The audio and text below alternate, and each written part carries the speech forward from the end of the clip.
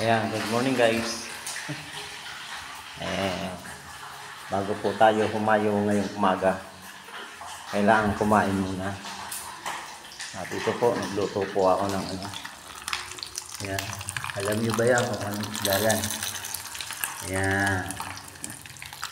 Yan yung tuyo na dilis, ay ano, saksak. Ayan. At baliktarin na po natin dahil masusunog na po sila. Ayan po ang ulam ko ngayon maghapon. Tipid po tayo kasi wala tayong perang pambili ng karne ng manok o baboy. Kaya yan po ang buhay ng isang pastor na pioneering lang. Ulam ko na po ito isang linggo.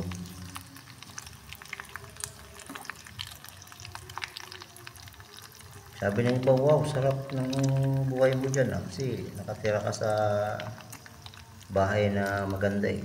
Masarap naman talaga. Alam mo ba ito?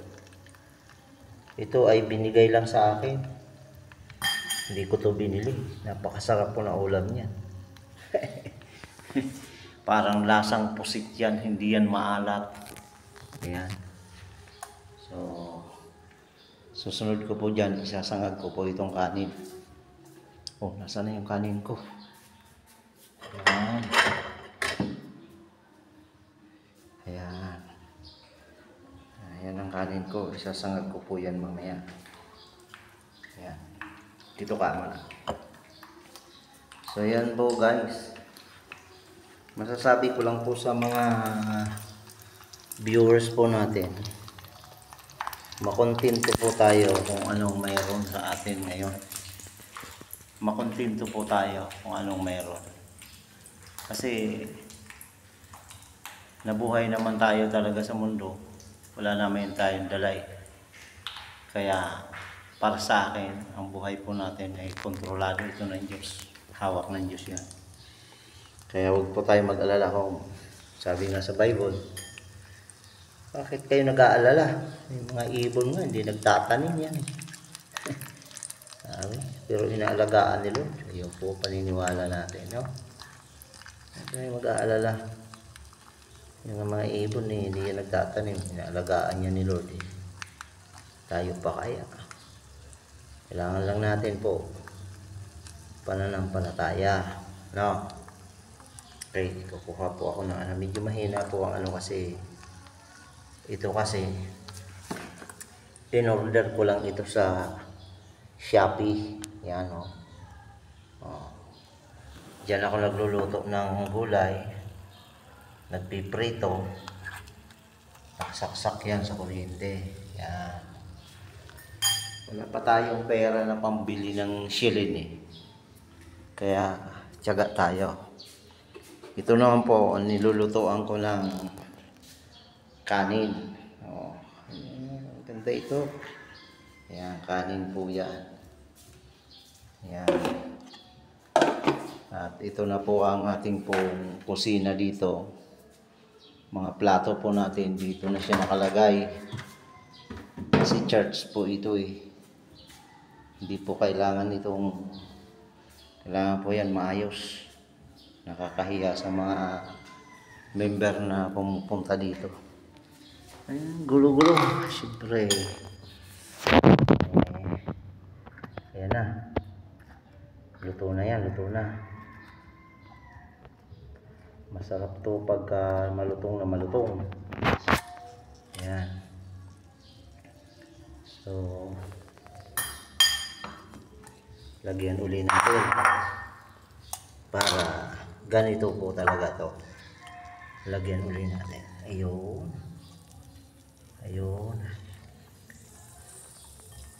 Ito po kasing isda na to, tuyo-tuyo na to. Kaya walang asin yan, binilad. Kaya ang sarap niyan. Ay ko sa inyo, lasang pusit yan. Ayan. Pinapapak ko yan parang si Charon. Kaya lang naubos na. Bibili uli ako. Kaya tapos pa nagprito kayo, damputin nyo na lang. Kumukulo. Kita nyo, dinadampot ko lang siya sa mantika. Oh, nakita nyo na, dinadampot ko lang siya sa mantika.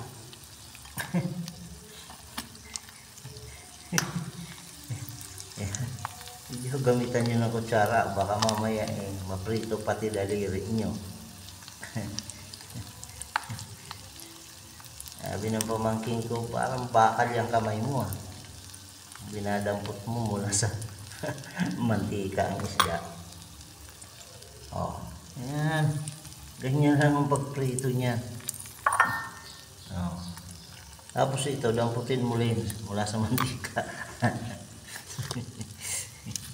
Huwag nyo gagawin ha. Ako lang nakakagawa nun. Ayan yan. So, isangag ko to. Mamaya, bago ako umalis, hahayo ako. Maghahanap tayo ng mga naliligaw na kaluluwa dyan. Naliligaw na tao ng landas. Kasi kung kaluluwa, hindi naman nakikita kaluluwa. Magpipreach po tayo ay mag-share ng word of God. Kasi napaka-importante po yan. Ayokong masero ako sa isang araw. Boring ako pag wala ako na share tao ng salita ng Diyos. Ito yung buhay ko mga kapatid. Kaya sa lahat po ng mga nais sumuporta sa akin, sumuporta po kayo. Yung likes na lang, napakahalaga po niyan. Mag-likes po kayo. Yan lang po. Yan, kumulo na po. Rice cooker po ito. Pero kita nyo naman, pwedeng pagprituhan. Grabe yan. Nasunog na Baliktad rin na natin. Napakainit niyan. Nasunog na. Ayan. Napakabait ng tao na nagbigay sa akin ito. Talagang ginamit siya ni Lord. Alam ni Lord na wala na akong ulam Pero yun mo, good for 1 week na ulam ko. Binigay niya. Yan yun. Good for 1 week. Yan na siya. Yan na, crunchy. Ang crunchy yan. Sarap. Mamaya na. Kaya po munang kainin. Grabe yung tao. Alam niya binigyan ako ng good for 1 week na ulam Wala pang asin. Hindi siya maalat. Talagang alam ni Lord yung kailangan, yung gusto kong pagkain. Turuin mo yan.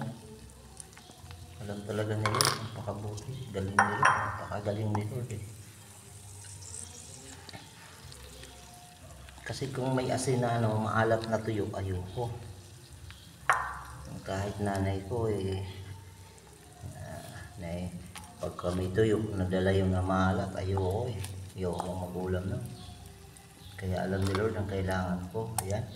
Hindi yan maalat. Ito talaga ang gusto kong tuyo.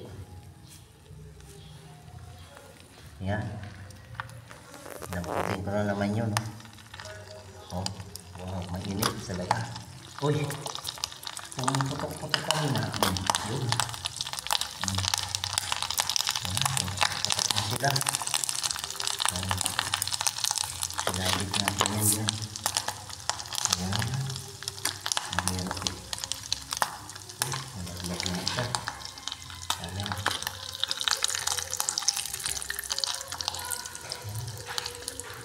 Bilis malutok talaga ng isda dito.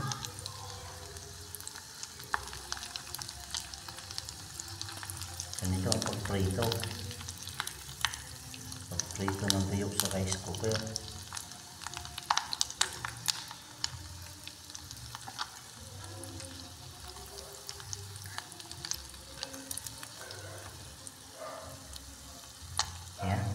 Guys. Mamaya. Yan. Okay, paki-likes po itong ating pong YouTube channel. Pindot po yung subscribes at mag-likes po kayo. Yan lang po. Malaking tulong na po yan. Salamat sa inyo lahat. God bless.